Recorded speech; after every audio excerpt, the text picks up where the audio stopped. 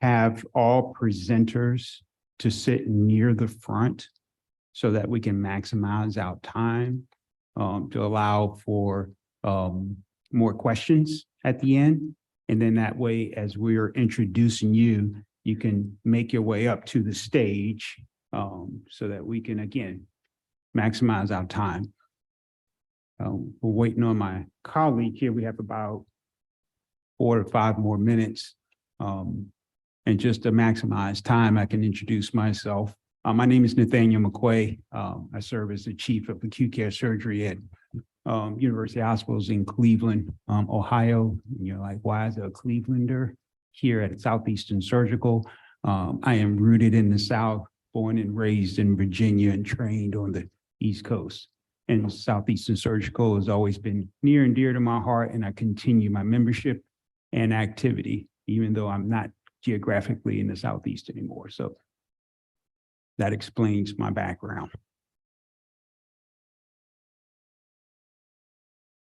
And as a gentle reminder for all presenters, you allow 5 minutes for presentations and 2 minutes per presentations for intellectual exchange.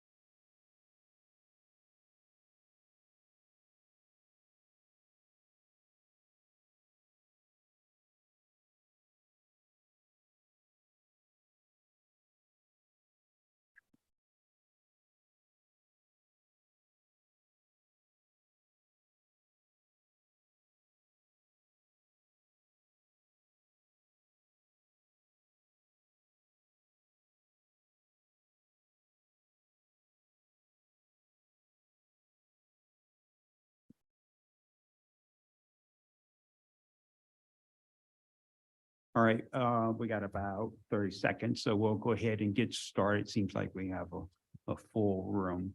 And I'll allow my colleague to introduce herself. Good morning, everyone. My name is Akiko Chiba. I'm one of the breast surgical oncologists at Duke. I'm happy to be a moderator for this session along with Dr. McQuay. We're going to start with our first presentation today in this session, comparing payments to surgeons from during and medical device corporations reveals equities between gender and specialties.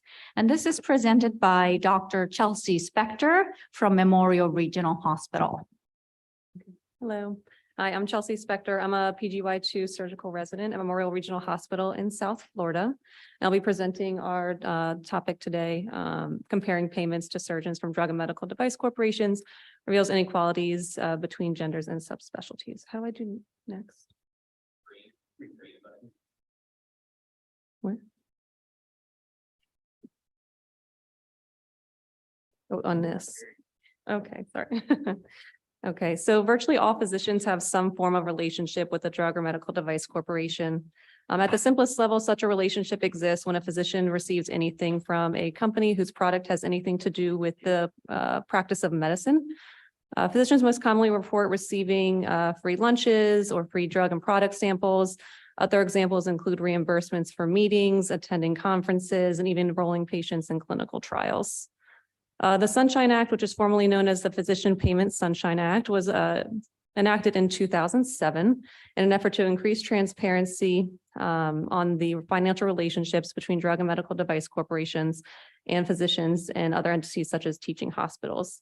Its name was meant to represent shining a much needed ray of sunlight on a situation that contributes to very high healthcare costs.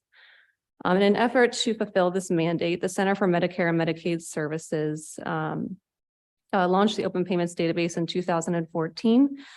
This database collects information about payments from drug and medical device corporations to covered entities, including physicians, and it is a publicly accessible database. Access to this database is important because transparency is essential to building and maintaining trusting relationships between physicians and their patients. So for our study, we extracted data from the 2021 Open Payments data set. We looked at payments, all payments made to surgeons from the 14 different subspecialties recognized by the American College of Surgeons. There are a number of different ways to extract data from this data set, but for our study, we took information about total payments made to surgeons by calculating the mean and median total payments. We further broke down this data by looking at the Gini index. This is a measure of income inequality that's reported on a scale of 0 to 1, with 0 meaning perfect equality, where everyone receives the equal share, and 1 is perfect inequality, where one person or group of people receive all of the payments. So within the 2021 Open Payments data set, there were 96,724 surgeons that received over $755 million. 75% of these surgeons were men and 25% were women. However, men received 94% of this total at $712 million, and women received only 5.8% of this total at $44 million. When we look at the results based on subspecialty alone and not looking at gender, the most inequality was seen among the field of pediatric surgery with the highest Gini index of 0.98, and the lowest Gini index was seen with cardiothoracic surgery at 0.86. Orthopedic surgeons received the highest total, mean, and median payments, despite only making up 19% of surgeons in this database. The lowest total payments were received by colorectal surgeons. The lowest median or mean was received by oral and maxillofacial surgeons, and the lowest median payments were received by pediatric surgeons. When we break it down by subspecialty and by gender, looking at men first, this data was pretty similar to what we saw when breaking it down by subspecialties. The highest and lowest Gini indexes were with pediatric surgery and cardiothoracic surgery, respectively. And again, orthopedic surgeons received the highest total, mean, and median payments, despite only making up 23% of male surgeons. And again, colorectal surgery received the lowest payments. When we look at the breakdown by women, it does differ a little bit than just based on subspecialty alone. The highest Gini index was seen with neurosurgery. The lowest Gini index was seen with vascular surgery. However, again, orthopedic surgeons, while they only made up 6% of female surgeons, they did receive the highest total, mean, and median payments. And the lowest payments were made to pediatric surgeons. So in conclusion, there's a lot of data out there that shows that there is a discrepancy in the financial compensation between male and female surgeons. And our data is pretty similar to these findings, where male surgeons received a disproportionately higher amount of payments from drug and medical device corporations compared to female surgeons. Inequality also exists among subspecialties, with the most inequalities seen among pediatric surgeons who had the highest Gini index. Payment patterns were more evenly distributed among female surgeons, which shows that there's likely less outliers in terms of payments, and surgeons should be aware of their own standing within the open payments database in order to appropriately respond to patient inquiries. And they should also be empowered to establish a culture that promotes equity. Thank you. I'll take any questions. Great presentation. Looks like we have a question. Good morning, it's Swanta Sukani from Tampa. This is one of the very interesting topic that I can see today. So you showed two groups, right? Men and women. Correct. So the two numbers you showed, is it the total number of payment for men to women, or it's average per surgeon? Because obviously the number is lower in women because there's less women surgeon.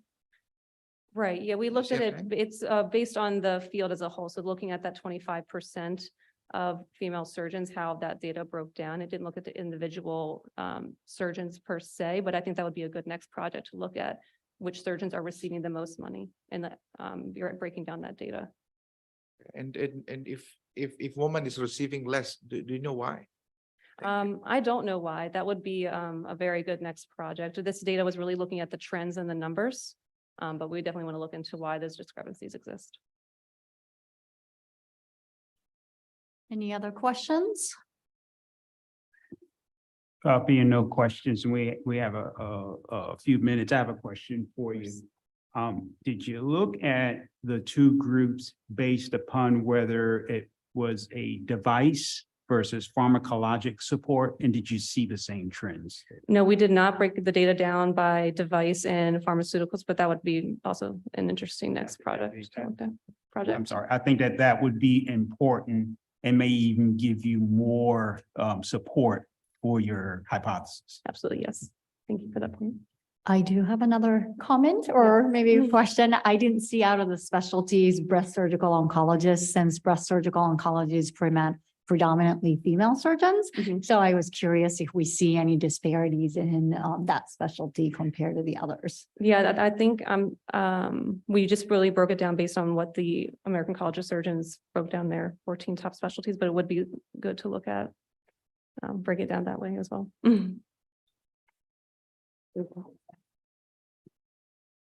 Thank you very much. We'll move on to our next paper. Validating the American Association for the Surgery of Trauma Pancreas Injury Grading using Trauma Quality Improvement Program data. This is by Brigaud, Roberts, Capron, and Bakari. This is coming from the Cook County system and will be presented by Dr. Brigaud. Hello, my name is William Brigaud, and I'll be presenting on behalf of the Cook County Department of Trauma and Burn from Chicago, Illinois. I'll be presenting our data validating the American Association for the Surgery of Trauma's grading scale for the pancreas and its ability to predict adjuncts to surgical management. I have no disclosures. As a background, in 1990, the AAST created the OIS for the pancreas. Low-grade injuries include small contusions and lacerations without ductal injuries, whereas moderate to high-grade injuries involve ductal injuries to the left of the SMV in grade 3, to the right of the SMV in grade 4, and involving the pancreatic head in grade 5. The AAST scale has been examined in pancreatic trauma in the past, mainly to examine how injury features affect surgical management. Prior studies examined the indications for techniques such as wide drainage to more morbid interventions such as pyloric exclusion, resections such as distal pancreatectomy, and the feared trauma Whipple. These studies frequently combine the multiple grades, but do show some association with mortality and selected measures of morbidity. However, these are generally small single center examinations with relatively low fidelity. We performed a trauma quality improvement program review from 2017 to 2019 by converting abbreviated injury scores to AAST OIS grades. ICD procedure codes were converted to key interventions. In particularly, we sought out those for endoscopic procedures such as sphincterotomy, biliary stenting, or pancreatic stenting via endoscopic retrograde cholangiopancreatography, and then percutaneous procedures such as percutaneous drains, cholecystostomy tubes, and biliary drains.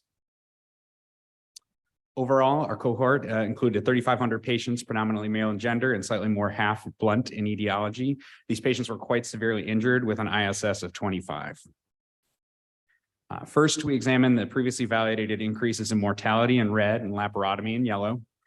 They show similar but stronger associations than shown in prior studies. In particular, we show that each grade increase was statistically significantly more frequent than the immediately lower grade. Next, we're showing our new findings regarding endoscopic percutaneous procedures. My superimposed trends show the general trend of endoscopic procedures in green and percutaneous procedures in blue. For both groups of procedures, there was statistically significant increase between grade 2 and 3. Grades 3 and 4 were statistically similar, and then both rates decreased between grades 4 and 5.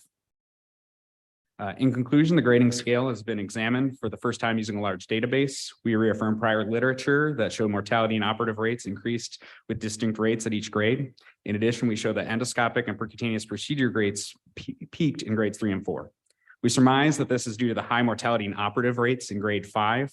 We infer that in grade 5 injuries, the upfront surgical intervention may preclude the need for endoscopic interventions, given that many surgeons would widely drain any anastomosis, staple line, or other at-risk lumen. In addition, the altered anatomy via something like a pyloric exclusion, a duodenal resection may make endoscopy technically difficult or impossible. Thank you, and I'll be happy to take any questions.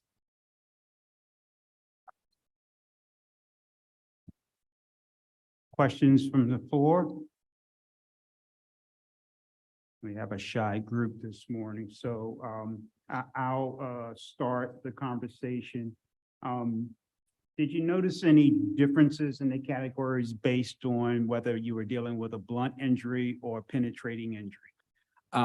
Yes, those associations were present but weaker. So I collated the data in total because each grade had those statistic differences that were very clear. When you start to break it down, because we're 60-40, all of a sudden the population is a little bit smaller. We don't have the power to look at each individual grade. No other questions from the floor? I have another question for you. Did you or were you able to see if there was an association with additional injuries that drove how you're going to manage these in terms of whether you're going to use the percutaneous adjuncts versus operative? So similar to the other question, when you started to divide out, it's highly unlikely that you're going to have a patient with a pancreas injury that's isolated. So it's hard to look at just the isolated patients since we only have 3,500 overall. So while I did start to look at what are the accompanying other injuries, no strong patterns came out. No other questions from the floor. So I guess I'm going to dominate this conversation here. So let's say that you have a patient that comes in and you're in the operating room that has a devastating duodenal-pancreatic injury, and you want to perform a Whipple procedure. This might be a little outside of your study. How would you then go about doing that, as you say that they have higher laparotomy rates and operative interventions, and over what time period? This is what I'm getting at. Do you do your Whipple all in one stage, or you do them in stages? And have you noticed differences between the two in your experience? I have never seen a single stage trauma Whipple, so I think most of those are going to be staged. And I think that actually harkens back to the way Whipple originally described his pancreatic duodenectomy. He actually staged the operation. So that's what I would recommend is a patient with a grade 5 injury is going to have some reason to do a damage control laparotomy. So I would do a first operation that salvages the patient's life over every other morbidity. And then once you set up your anatomy, then do a second or third stage operation to try and put things back together. Excellent. You just passed your room, your trauma room. Any other questions from the floor? Very nicely done. Thank you very much. Thank you. The next presentation is outcomes of small bowel obstructions by admitting specialty and hospital type. Submitted by Likata and Britt and presented by Molly Sternick from Eastern Virginia Medical School.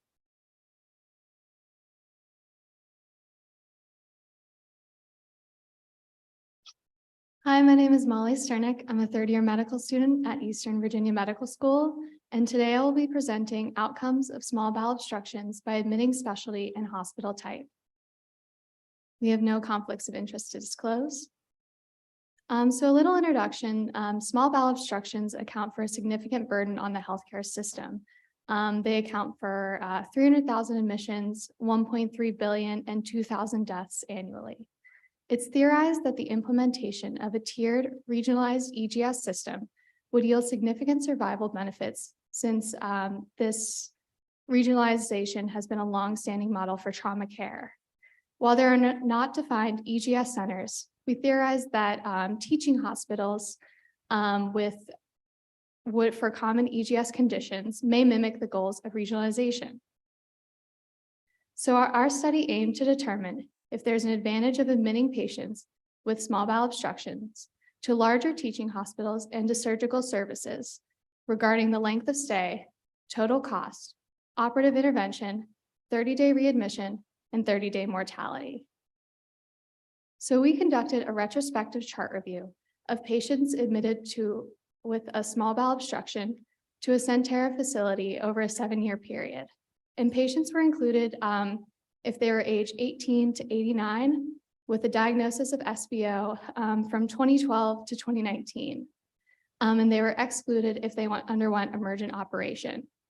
And then these patients were divided into categories based on the admitting specialty, whether it was general surgery or internal medicine, as well as the hospital type, teaching hospital versus community hospital. And we defined a teaching hospital as a hospital with residents on the service. So for our results, we had 505 patients in total that were admitted with an SBO. And 69.5% of these patients were admitted to a teaching hospital, while 77.6% were admitted to a surgical service.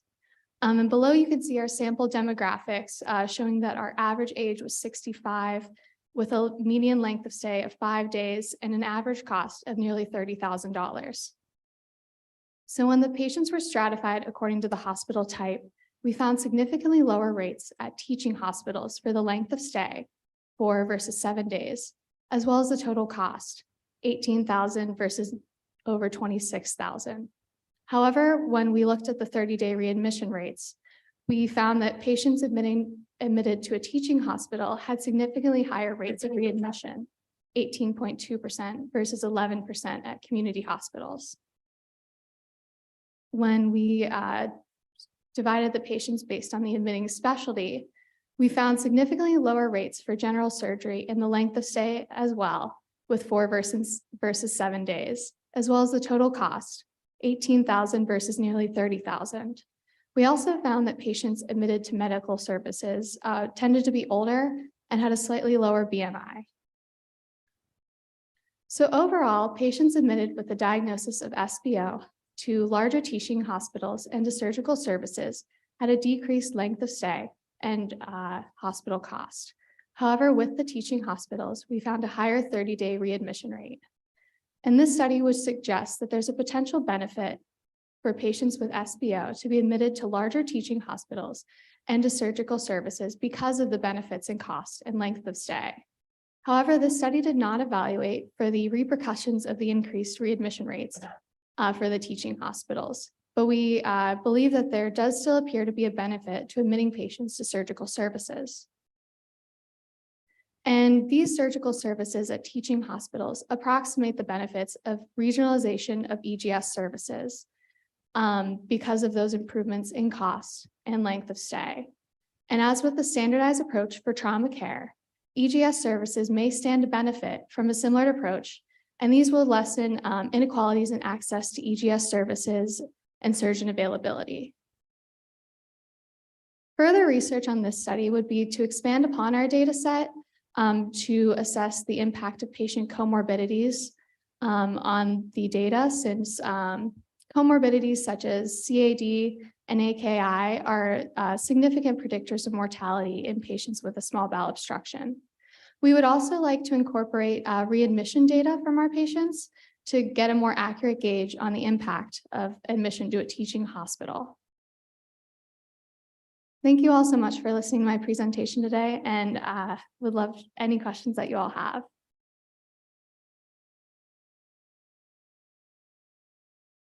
Great presentation, and I know it's hard to do with a medical student. Excellent job. Looks like we have few questions from the floor.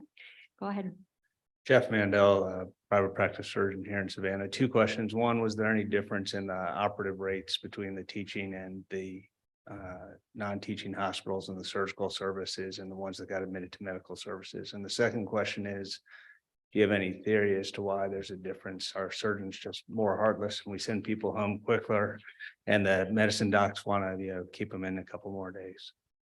So as far as the operative intervention, we did not find any significant difference between the teaching hospitals and the community hospitals, as well as admission to a surgical service and a medical service.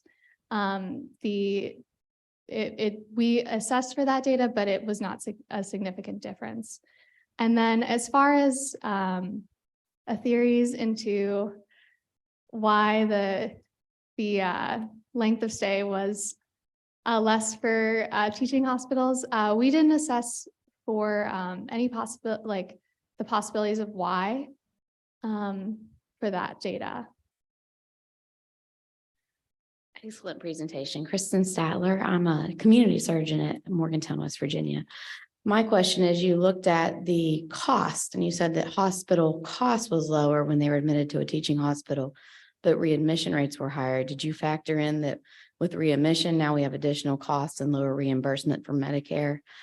And my second thing was more of a comment towards his comment. I know my community hospital tends to have everything admitted through our hospitalists, and then we get consulted on the back end so that they don't wake me up in the middle of the night 19 times. Our hospitalists are excellent, and I know that they make sure before they leave the hospital, they have looked at every other comorbidity. Is that maybe why the length of stay has increased? Because now we're treating their diabetes and their blood pressure and the other 15 things they came in with in addition to the bowel obstruction. That could definitely be a contributing factor. One thing that we did not do with this study is assess for the impact of the readmission rates as far as the impact of the cost and the additional days in the hospital for that. And I think building upon this study, that would be something very important to include. I'm sorry, we're going to have to cut off for the interest of time, but if you have additional questions, I'm sure our excellent presenter will make herself available to address those. So moving on to the next, thank you very much. Thank you. Moving on to our next presentation. It's entitled Understanding Head CT Usage Among Adolescent Blunt Trauma Patients Treated in an Adult Trauma Center by Parker, Phillimore, Grossman, Zhang, Cogenta, Smith, and Sola from the Morehouse School of Medicine, and will be presented by Ms. Parker. Hello, everyone. My name is Laurel Parker. I'm a third-year medical student at the Medical College of Georgia. I'd like to thank the Southeastern Surgical Congress for allowing us to present today about understanding head CT utilization in adolescent blunt trauma patients at an adult level 1 trauma center. So just some background, trauma is the leading cause of mortality for adolescents. It accounts for about 40% of all the causes of mortality in this age group. And then CT scans are widely used in the emergency department for assessing head trauma specifically.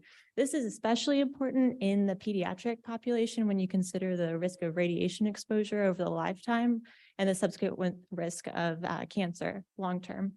So there's been efforts to guide clinical decision-making when ordering head CTs, including efforts by the Pediatric Emergency Care Applied Research Network, the PCARN guidelines. And then even though these guidelines exist, we believe that head CTs are still being overutilized in this population. So this is the PCARN guidelines. As you can see, any Glasgow Coma scale less than 15, any sign of basilar skull fracture, and any altered mental status, a head CT is recommended. They're considered high risk. And if they don't have any of that, you move on to the next tier, which is vomiting, loss of consciousness, severe headache, and severe mechanism of injury. If they have any of those, then you can use shared decision-making whether or not to order a head CT. But if they don't have any of those, they're considered low risk and a head CT is not indicated. So the aim of our study was to look at our rates of head CT utilization and then also to compare it to the PCARN guidelines secondarily. So we did a retrospective review of the adolescent trauma population seen at our institution from 2016 to 2019. And then at this point, the decision or not to order a head CT was completely physician dependent. And you can see the inclusion and exclusion criteria there. We excluded transfers from outside hospitals and if they got a CT scan at outside hospitals as well. So just some demographic data for our study from 2016 to 2019, there were 546 adolescent blunt trauma patients that we saw. And then of those 546, we had 285 that did have a head CT. Of the 285, there were 80 that had a positive head CT and 205 that had a negative head CT. So then looking at the demographic data of these patients, we didn't find any statistically significant association with age, gender, race, or mechanism of injury, but we did find a difference in injury severity score. Additionally, we also looked at the clinical characteristics of these patients, and we found statistically significant associations or a difference between the groups of positive head CT and negative head CT with a GSS less than 15, a loss of consciousness, as well as an abnormal head exam. And then when we compared the PCARN guidelines to our center's usage of ordering head CTs, we found that there were 44 patients that were considered low risk by the PCARN guidelines, so didn't have any indication of a head CT that did receive a head CT. And of those 44, all 44 had negative head CTs.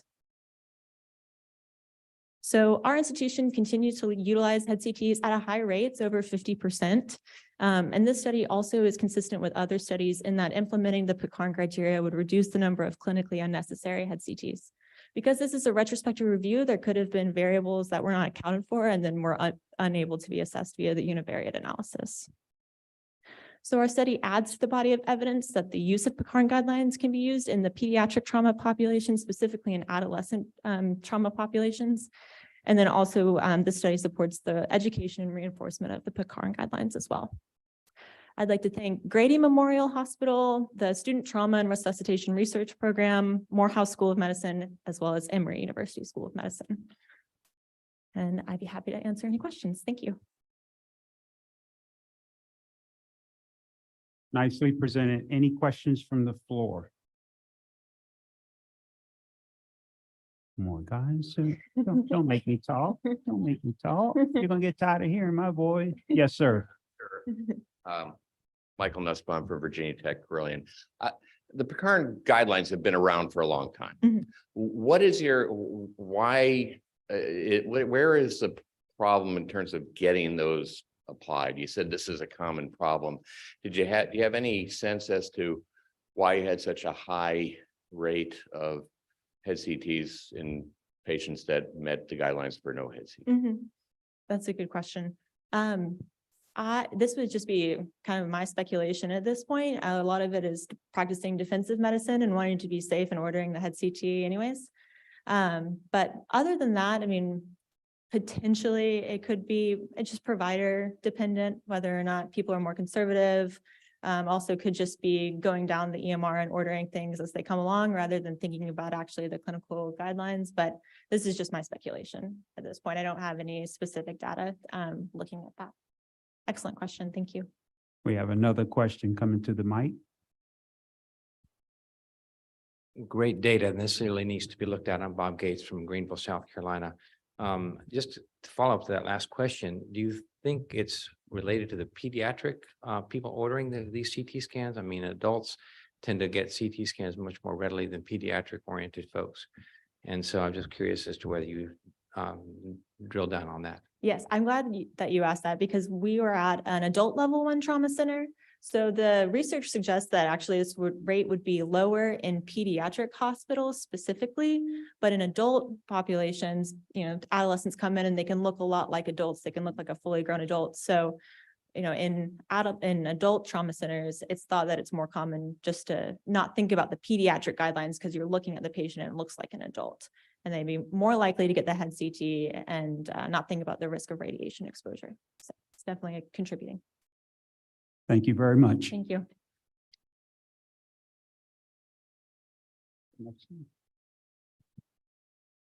The next presentation is management of suspected choledocholithiasis in patients with frailty, submitted by Jill Bard, Scarlett, Syrian Bass, Tracy, and presented by Dr. Catherine Burgess from The Ohio State University. All right, thank you very much. Good morning, I'm Katie Burgess. I'm a PGY2 at Ohio State University. And I'm grateful for the opportunity to present our work. My team has no disclosures.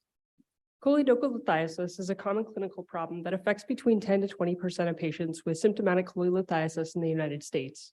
If left untreated, choledocholithiasis can lead to cholangitis, pancreatitis, and recurrent symptoms. The American Society for Gastrointestinal Endoscopy and the Society of American Gastrointestinal and Endoscopic Surgeons, or ASGE SAGES, provides guidelines for managing suspected choledocholithiasis in a variety of clinical contexts. These guidelines account for age greater than 55 years, but not physiologic factors like frailty. Previous research demonstrates that elderly patients with biliary disease have worse outcomes, yet the extent to which frailty contributes to this discrepancy is unclear. This study aims to evaluate how frail patients with common bile duct stones from choledocholithiasis and/or acute biliary pancreatitis undergoing same admission cholecystectomy are managed within the purview of society guidelines. We performed a post hoc analysis of a prospective observational multi-center study conducted between 2016 and 2019 on patients undergoing same admission cholecystectomy for choledocholithiasis and/or acute biliary pancreatitis. We excluded patients with a prior ERCP, missing data, or cholangitis on admission. Of note, cholangitis should undergo an urgent preoperative ERCP, which is why it was part of our exclusion criteria.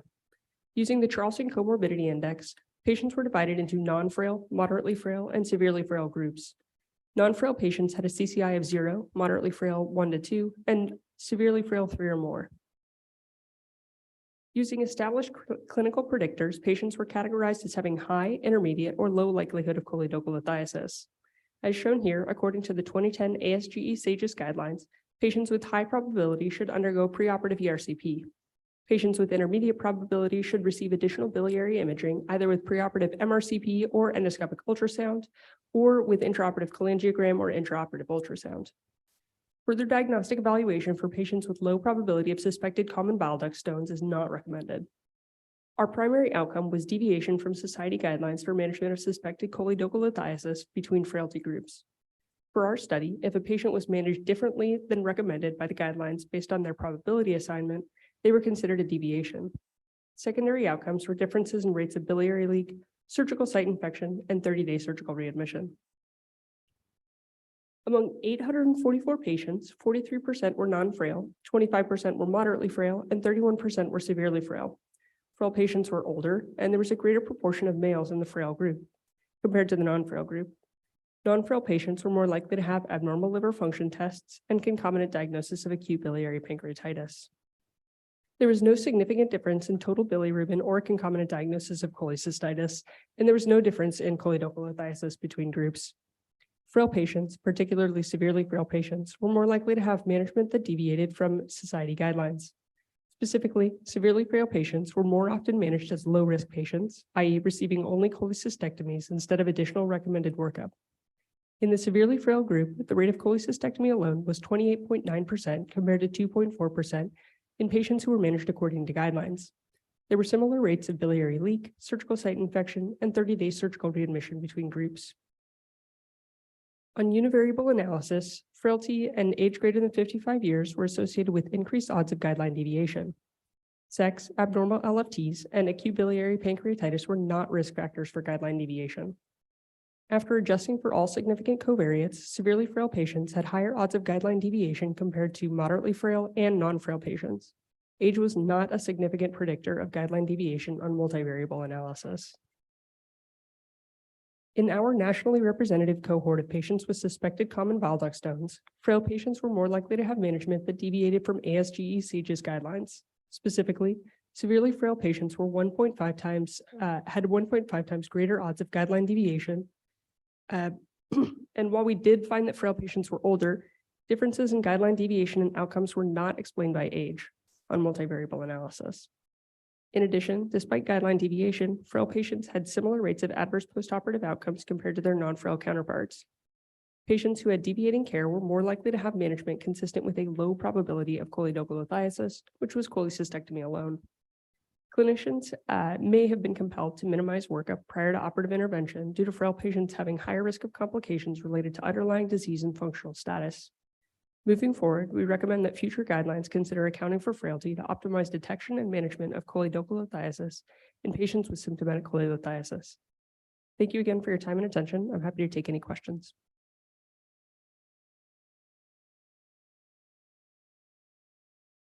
Great presentation. Any questions from the floor? Yes, great. Thank you. Excellent presentation. So I've got a question for you. You showed the guidelines, and I'm not sure I agree with the guidelines because, you know, the ASG says if a high likelihood of patients with choledochulothiasis should have an ERCP. I think there's more and more data showing that it's better to just operate on these patients, do an intraoperative cholangiogram, and if they have stones, take the stones out laparoscopically. And my question is, in frail patients, I'm just wondering if, you know, when you have a frail patient, if you're going to ERCP, then you're talking about having to put them through 2 operations rather than 1. I wonder if that's the reason, and maybe it's not a matter of not following the guidelines, but changing the guidelines for frail patients. That a frail patient who you suspect has choledochulothiasis who doesn't have cholangitis, I agree, if they have cholangitis, they should be drained. Are they better off having a single operation? You didn't show any difference in mortality in your group, so I'm wondering if that's really the message here, that maybe we should be following a different guideline. Yeah, thank you very much for that comment. That is exactly what we were hoping people would get out of this presentation. There's no significant difference in mortality. And perhaps these patients that are already at high risk of iatrogenic complications shouldn't undergo an ERCP if there's no real difference in outcomes. Maybe they should just go straight to the operating room. And that is what our data showed, that people are inclined to do that. So thank you.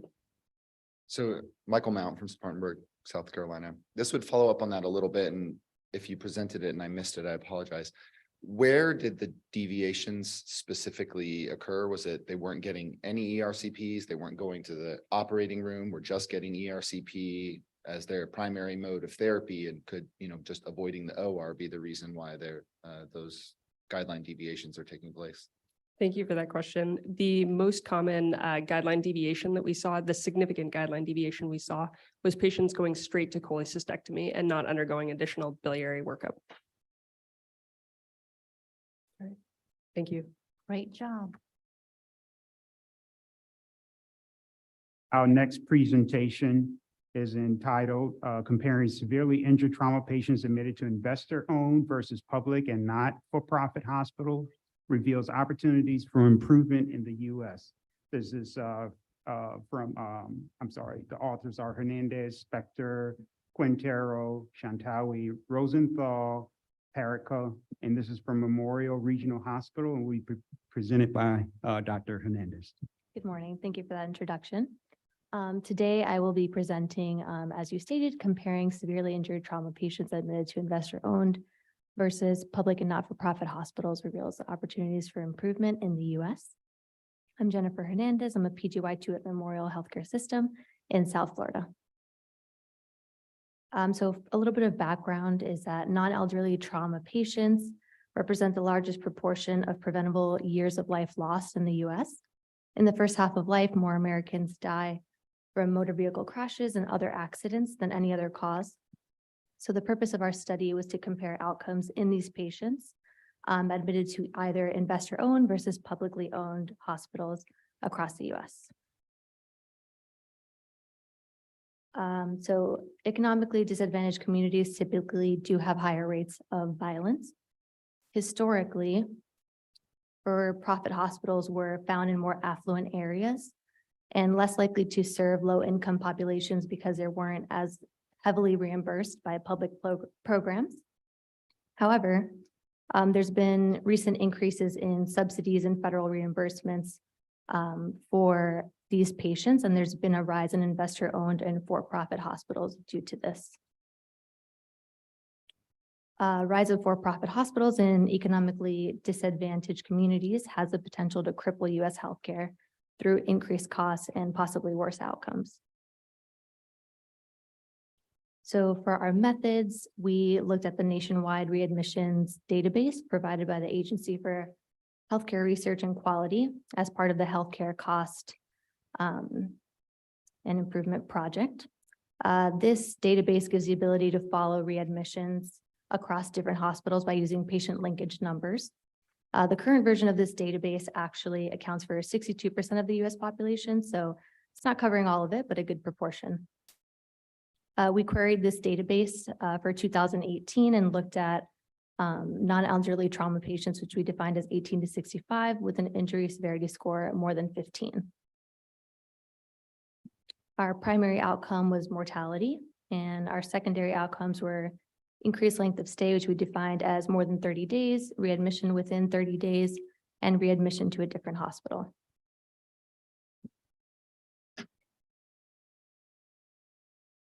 So we looked at almost 158,000 patients.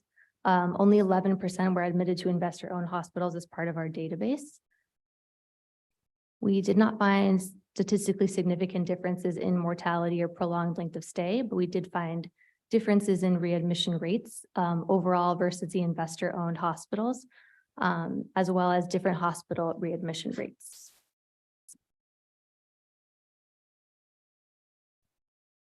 So our study shows that readmission to different hospitals has previously been linked to worse outcomes and increased healthcare costs. Patients admitted to these investor-owned hospitals do have an increased risk of readmission and readmission to different hospitals. We did not find any significant difference in rates of mortality and prolonged length of stay. However, this may be in part due to differences in coding that different hospitals have that could have impacted our results. And that's all I have. Nicely presented. Any questions from the floor? Well, while someone's making their mind up to come, I'm just going to ask one question so we can preserve some of the time. This is a two-part question. Were you able to determine from the data set whether institutions were trauma centers and what level, and did that have any effect on your results? So we did not actually divide it. We simply just looked at investor-owned versus public hospitals, but that would be an interesting effect, I think. Yeah, I think that would lend more strength to your hypothesis. And then the second question I have is, were you able to identify transfers? Maybe some of these readmissions to other hospitals were for escalation of care from complications of their initial presentation injury. Were you able to? So we did actually control for the transfers. We did not include that. We did like over 24 hours between discharge and readmission to another facility. Any other questions? Okay, thank you very much.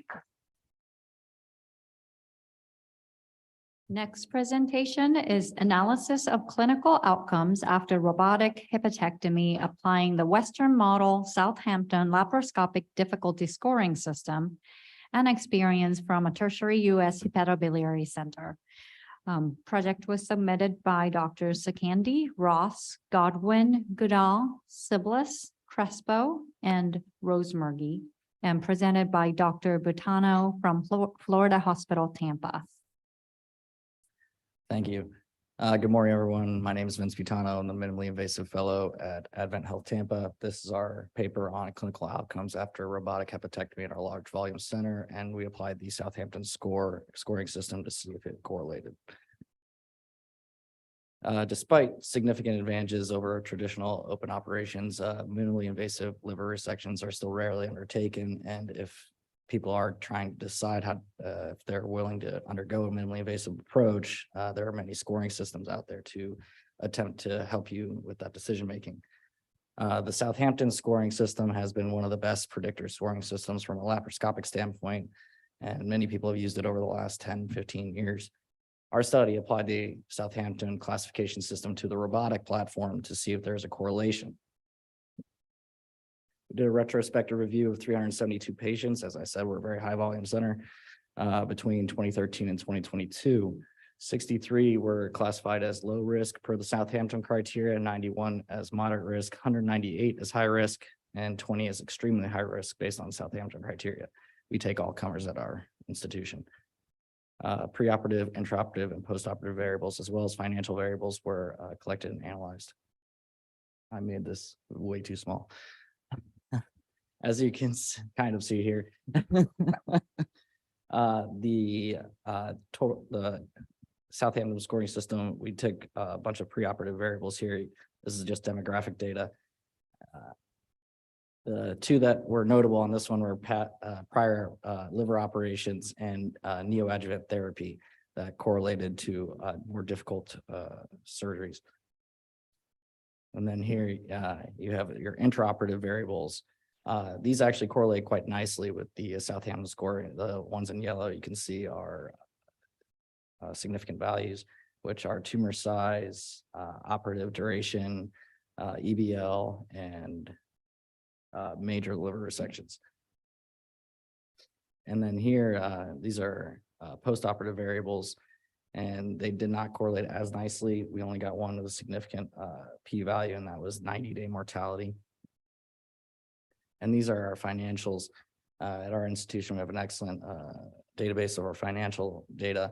We're able to assess the total cost, the variable costs, fixed indirect costs, and fixed direct costs.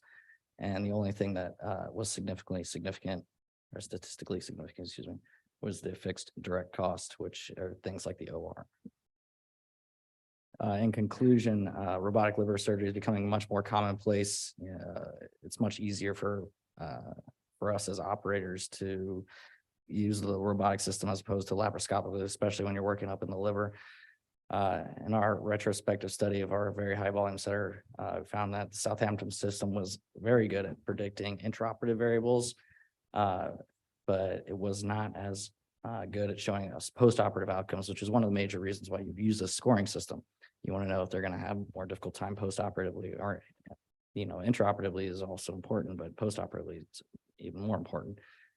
So we think that these deficiencies in the Southampton scoring system should lead us to come up with a more robotically oriented scoring system so that we can further delineate which patients would be good candidates for robotic liver surgery and those that we should just convert to open immediately.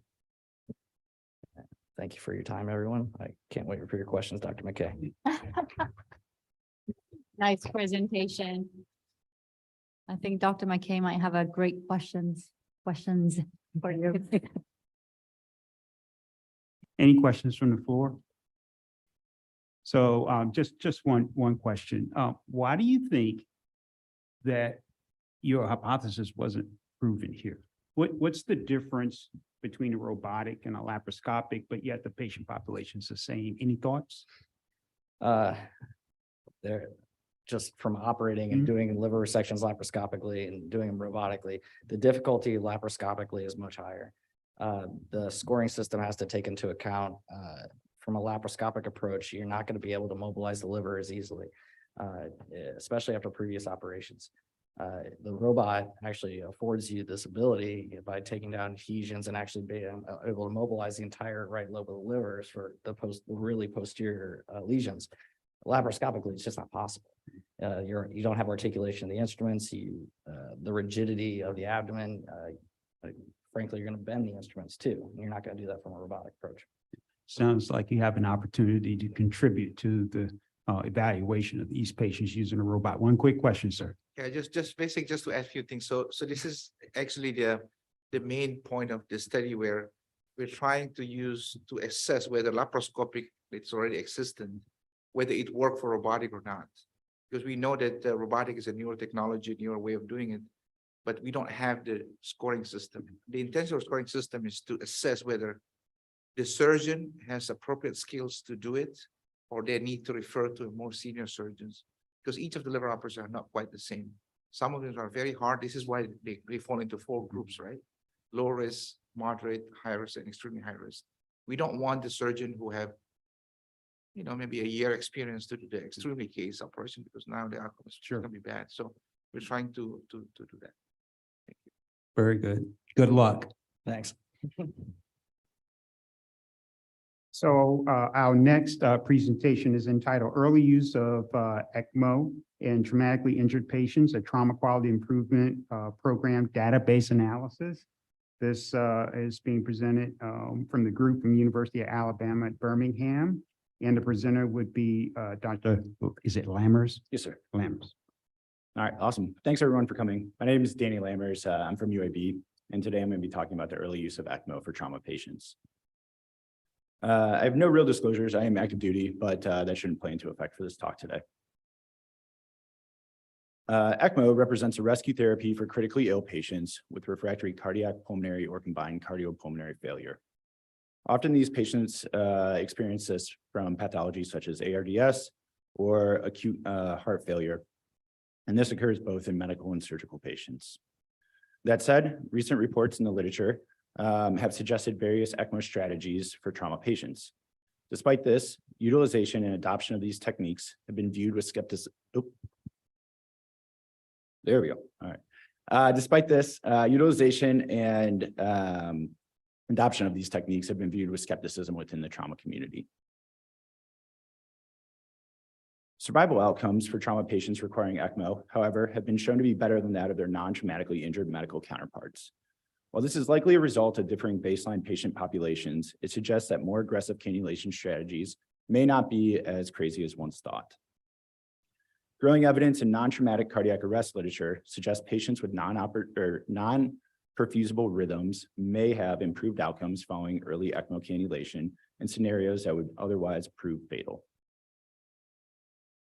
That all said, traumatic arrest does not equal cardiac arrest. Therefore, traumatic arrest often has an accompanying hemorrhagic shock component and results in resuscitative thoracotomies, which, as we all know, have dismal outcomes.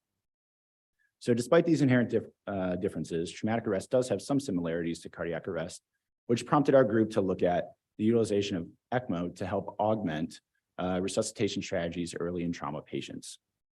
As such, we sought to perform an initial descriptive analysis evaluating trauma patients who were placed on ECMO, particularly early on in their resuscitation. In order to do so, we performed a TQIP analysis, looking at all patients who received ECMO. We further looked at patients who received resuscitative thoracotomies as well. Our primary outcomes were to look at mortality as well as hospital complications, and these were stratified out through various times within the early resuscitation. Unfortunately, based on the lack of data granularity, we were unable to assess for VA versus VB ECMO, which further really limited the types of analyses that we could perform. Therefore, we just focused on a descriptive analysis. In total, we found roughly 700 patients were identified, and of those, about a third of the patients received ECMO within the first 24 hours. These were largely white males with an average age of roughly 33 years old and an ISS of 31. Pre-hospital arrest in our overall patient cohort was about 10% of patients, and it was nearly double that within patients who received ECMO within the first 24 hours. Overall mortality was as expected to be higher within the first 24 hours, or the patients who were cannulated within the first 24 hours at about 42%, where it was 32% for those patients who were cannulated later in their hospital course. Patients who underwent early ECMO were more likely to be male, younger, more severely injured, have a lower GCS, sustain pre-hospital cardiac arrest, or arrive without signs of life. When looking at the mortality data, we see that the highest rates of mortality were demonstrated in those who appeared to arrive the sickest, which intuitively makes sense. While these mortality rates seem high on the surface, they remain somewhat congruent with previously published data. Importantly, the roughly 50% mortality rate for those who underwent resuscitative thoracotomy within 20 minutes to the trauma bay represents a vast improvement when compared to historical resuscitative thoracotomy controls. On multivariable regression analysis, there was a statistically significant independent association between those who required ECMO on the first day and in-hospital mortality.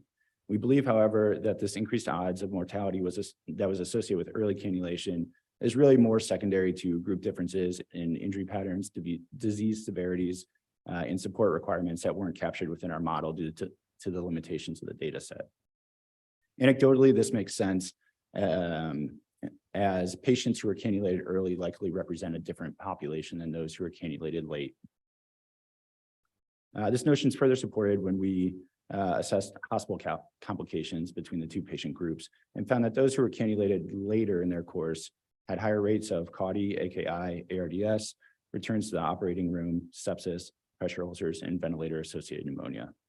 This remains an intriguing concept as early cannulation may allow for improved mobilization decreased ventilator days, decreased sedation, et cetera, which we believe may all help account for this association. However, we fully recognize for the potential of survival bias here. This analysis is not without its limitations, obviously. As previously mentioned, the inability to differentiate VA from VB ECMO creates a significant limitation for any definitive interpretation of these results. Being a large retrospective database study, the data was limited to the input variables that we had.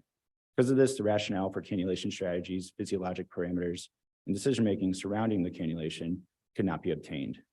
While the focus of the study was to provide a descriptive overview of the strategy and initiate discussions surrounding its use, data should only be regarded as hypothesis generating. So in conclusion, we intended to characterize the use of ECMO within trauma patients through a TQIP analysis and initiate discussions surrounding the potential implications of expanding ECMO use within this unique patient cohort. Utilizing ECMO to augment resuscitation represents a disruptive approach for the current trauma algorithms. This analysis highlights the rare nature of this current application and provides baseline information regarding its current status in trauma. Future analysis to determine optimal strategies and patient selection are definitely required prior to implementing this into future practice. With that, I'd like to thank you and open the floor to any questions. It looks like we have a question coming up. Yeah, so it's, very good study, lots of data. I think I've missed it in my trying to review it all. But one of the questions I ask, what are you describing as survivorship? As you know, with resuscitative thoracotomy, if we have a patient who survives but is neurologically devastated and they get trached and pegged and go to a nursing facility, if you want to call that somebody alive and who survived, I get it. A lot of us don't count that as a win. And I think I saw that your GCS on the patients that got the ECMO was about 6.8, which is pretty poor. So do you have any idea on how well these patients are doing neurologically if they survive? Yeah, no, unfortunately with these large database studies, especially with TQIP, it's hard to parse that out. And especially with the low numbers that we sustained. When you look at other studies in quasi-similar cohorts, especially like the eCPR data, their neurologic functional outcomes in that is significantly improved compared to standard CPR. Now, obviously, different patient population, different pathologies, but yeah, hard to assess from a neurologic standpoint based on the data that we looked at. Great presentation, fascinating topic. Question for you, it's your fellow. If you have a patient who a day or two after their trauma, most of these guys are blunt, have bad pulmonary contusions and ARDS and whatever you want to, put their picture together. Let's just say it's hypoxia is their main problem from respiratory problems. Are you going straight to ECMO or are we going through a different set of maneuvers? In the old days, we used to go through paralysis, pressure control, prone ventilation, a bunch of different options before we go to ECMO. So I guess my question for you is, if you're dealing with a patient like this after, 24 hours or whatever it is, are you going straight to ECMO or are you going through a series of other salvage respiratory types of options? Yeah, I think that's a really intriguing concept because within the ECMO literature currently, obviously there's a push to have earlier consultation and get evaluated by this. When you look at studies like Eolia and Caesar trial, the benefit was actually going to the ECMO center where people are more understanding of those rescue therapies. So I don't think that question's been answered yet within the literature. My personal preference, I think the quicker you can get somebody off of all the sedation and drips and early mobilization is going to help them. And that would gear towards early cannulation in that standpoint. But you also have to weigh the cons of having somebody like on ECMO for a prolonged period of time, potentially. So. Thank you very much. Keep in mind, this is expensive and not everywhere, but very nicely presented. Thank you. Our last presentation is outcomes and histological variations of paraneoplastic syndromes of neuroblastoma and ganglioneuroblastoma, presented by Mina, Nashed, Corella, and Lovehorn. Presenter is Alexander Miner from Vanderbilt University Medical Center. Thank you. Hi, everyone. I'm Alex Mina. I'm a fourth year at Vandy. Thank you so much for allowing me to present our work on neuroblastomas and their paraneoplastic syndromes.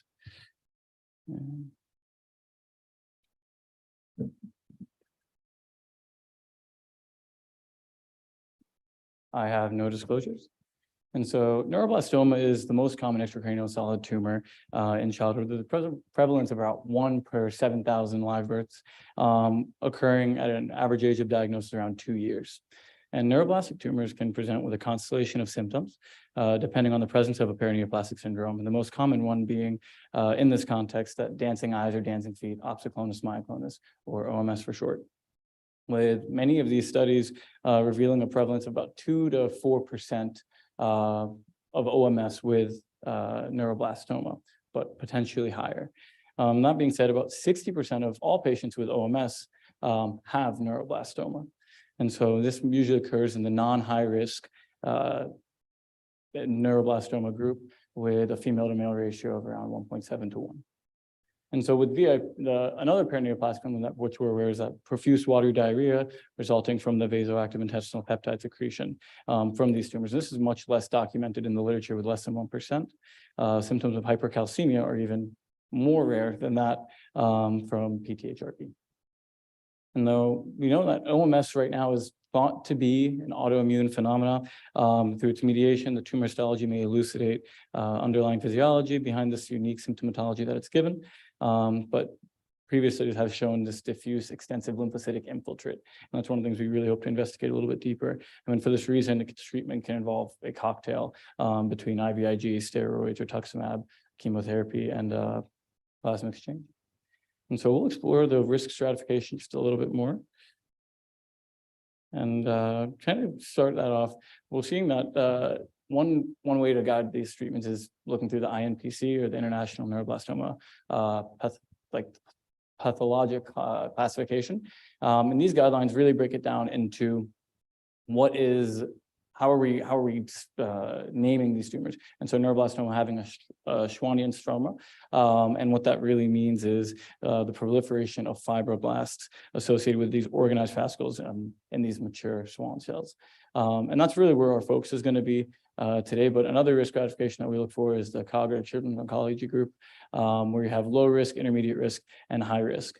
And these all go based off of stage, age of diagnosis, the INPC as noted above, and genetic and chromosomal mutations such as MYC-N or chromosome 11 deletion. And so we performed a single institution retrospective cohort study of all patients less than 18 years old at the time of diagnosis with neuroblastoma between 2004 and December of 2022 at our academic referral hospital. And from that cohort, we then isolated the patients that carried a diagnosis of a known paraneoplastic syndrome through the electronic record, and then followed their symptom response to treatment. Oncologic and histologic tumor data, such as tumor origin, grade, MYC-N status, presence of lymphocytic infiltrates, were all based on the final pathology that came from at the time of resection.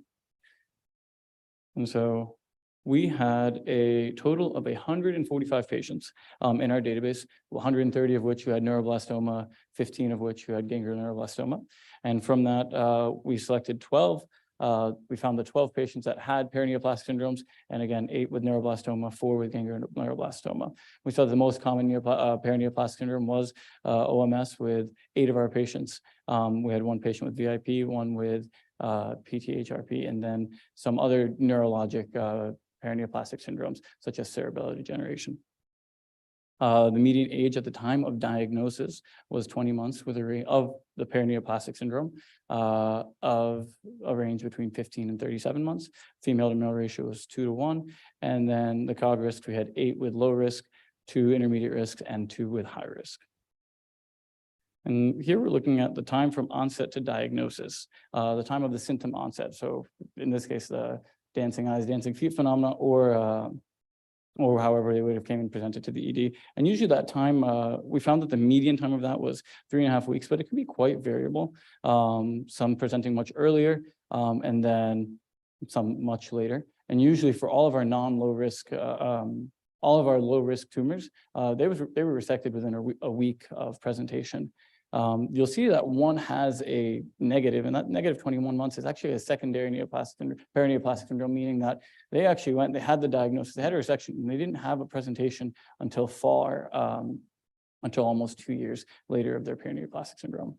11 out of the 12 tumors were resected prior to beginning the treatment, and then the cocktail again that we think that we work for with many of these is the steroids, IVIG, rituximab, cyclophosphamide. And there's a pretty good variation between what we use for each patient, depending on the study that they were enrolled in.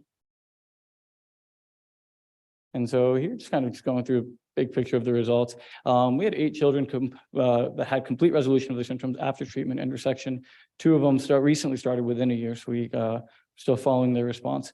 1 had partial resolution and 1 died during treatment. The one who died was the VIP patient who had a progressive continuation. The presence of tumor infiltrating lymphocytes occurred in 4 children with paraneoplastic syndromes, and then we had 6 kids with paraneoplastic syndromes that had neuropil-rich tumors. And for those who improved, their PNS symptom resolution occurred between 6 and 40 months of treatment initiation. And so in conclusion, the histological profile of paraneoplastic syndromes of neuroblastoma and ganglioneuroblastoma and their treatment across this single institution can be very highly variable. And within our cohort of patients, none of the patients demonstrating OMS had the undifferentiated histological subtype, which is the only subtype among these peripheral neuroblastic tumors characterized by neither background neuropil or Schwannian stroma. So further investigation would be needed to explore how the stromal development and maturation plays a key role in the pathogenesis of OMS with patients with neuroblastoma. And we're supporting now that the existing data that is out there, that some of the key antigens recognized by lymphocytic infiltrates within the tumor and leading to the development of OMS may possibly be localized within the tumor stroma. And so thank you for the opportunity to present our work, and happy to take any thoughtful questions. Thank you for your presentation. Any questions from the floor?